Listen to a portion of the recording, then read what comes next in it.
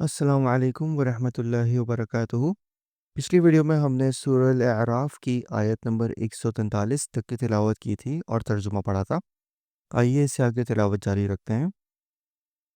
اعوذ باللہ من الشیطان الرجیم، بسم اللہ الرحمن الرحیم۔ قال يا موسى إني اصطفيتك على الناس برسالاتي وبكلامي فخذ ما آتيتك وكن من الشاكرين۔ ارشاد ہوا کہ اے موسیٰ علیہ السلام، میں نے پیغمبری اور اپنی ہم کلامی سے لوگوں پر تم کو امتیاز دیا ہے، تو جو کچھ تم کو میں نے عطا کیا ہے اس کو لو اور شکر کرو۔ وَكَتَبْنَا لَهُ فِي الْأَلْوَاحِ مِنْ كُلِّ شَيْءٍ مَوْعِظَةً وَتَفْصِيلًا لِكُلِّ شَيْءٍ فَخُذْهَا بِقُوَّةٍ وَأْمُرْ قَوْمَكَ يَأْخُذُوا بِأَحْسَنِهَا سَأُرِيكُمْ دَارَ الْفَاسِقِينَ۔ اور ہم نے چند تختیوں پر ہر قسم کی نصیحت اور ہر چیز کی تفصیل ان کو لکھ کر دی۔ تم ان کو پوری طاقت سے پکڑ لو اور اپنی قوم کو حکم کرو کہ ان کے اچھے اچھے احکام پر عمل کریں۔ اب بہت جلد تم لوگوں کو ان فاسقوں کا مقام دکھلاتا ہوں۔ سأصرف عن آياتي الذين يتكبرون في الأرض بغير الحق وَإِن يَرَوْا كُلَّ آيَةٍ لَا يُؤْمِنُوا بِهَا وَإِن يَرَوْا سَبِيلَ الرُّشْدِ لَا يَتَّخِذُوهُ سَبِيلًا وَإِن يَرَوْا سَبِيلَ الْغَيِّ يَتَّخِذُوهُ سَبِيلًا ذَلِكَ بِأَنَّهُمْ كَذَّبُوا بِآيَاتِنَا وَكَانُوا عَنْهَا غَافِلِينَ۔ میں ایسے لوگوں کو اپنے احکام سے برگشتہ ہی رکھوں گا جو دنیا میں تکبر کرتے ہیں، جس کا ان کو کوئی حق حاصل نہیں، اور اگر تمام نشانیاں دیکھ لیں تب بھی وہ ان پر ایمان نہ لائیں، اور اگر ہدایت کا راستہ دیکھیں تو اس کو اپنا طریقہ نہ بنائیں، اور اگر گمراہی کا راستہ دیکھ لیں تو اس کو اپنا طریقہ بنا لیں۔ یہ اس سبب سے ہے کہ انہوں نے ہماری آیتوں کو جھٹلایا اور ان سے غافل رہے۔ وَالَّذِينَ كَذَّبُوا بِآيَاتِنَا وَلِقَاءِ الْآخِرَةِ حَبِطَتْ أَعْمَالُهُمْ هل يجزون إلا ما كانوا يعملون۔ اور یہ لوگ جنہوں نے ہماری آیتوں کو اور قیامت کے پیش آنے کو جھٹلایا، ان سب کے اعمال غارت گئے، ان کو وہی سزا دی جائے گی جو کچھ یہ کرتے تھے۔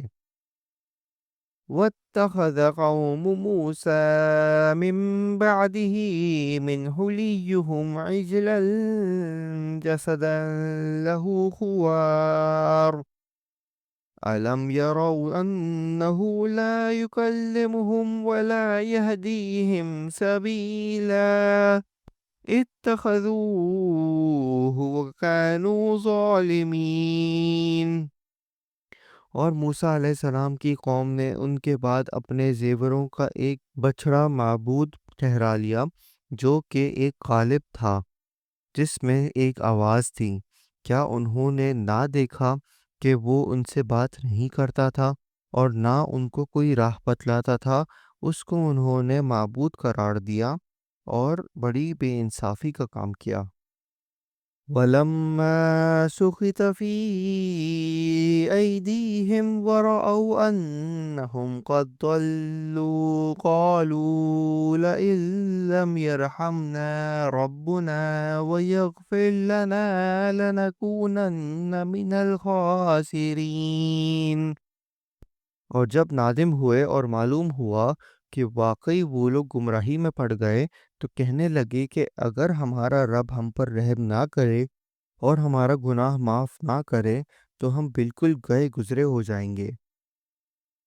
وَلَمَّا رَجَعَ مُوسَىٰ إِلَىٰ قَوْمِهِ غَضْبَانَ أَسِفًا قَالَ بِئْسَ مَا خَلَفْتُمُونِي مِن بَعْدِي أَعَجِلْتُمْ أَمْرَ رَبِّكُمْ وَأَلْقَى الْأَلْوَاحَ وَأَخَذَ بِرَأْسِ أَخِيهِ يَجُرُّهُ إِلَيْهِ قال ابن إن القوم استضعفوني وكادوا يقتلونني فلا تشمت بي الأعداء ولا تجعلني مع القوم الظالمين۔ اور جب موسیٰ علیہ السلام اپنی قوم کی طرف واپس آئے غصہ اور رنج میں بھرے ہوئے تو فرمایا کہ تم نے میرے بعد یہ بڑی بری جانشینی کی، کیا اپنے رب کے حکم سے پہلے ہی تم نے جلد بازی کر لی اور جلدی سے تختیاں ایک طرف رکھیں اور اپنے بھائی کا سر پکڑ کر ان کو اپنی طرف گھسیٹنے لگے۔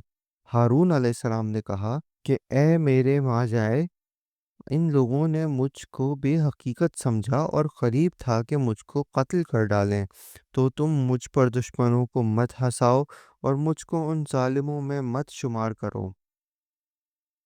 قال رب اغفر لي ولأخي وأدخلنا في رحمتك وأنت أرحم الراحمین۔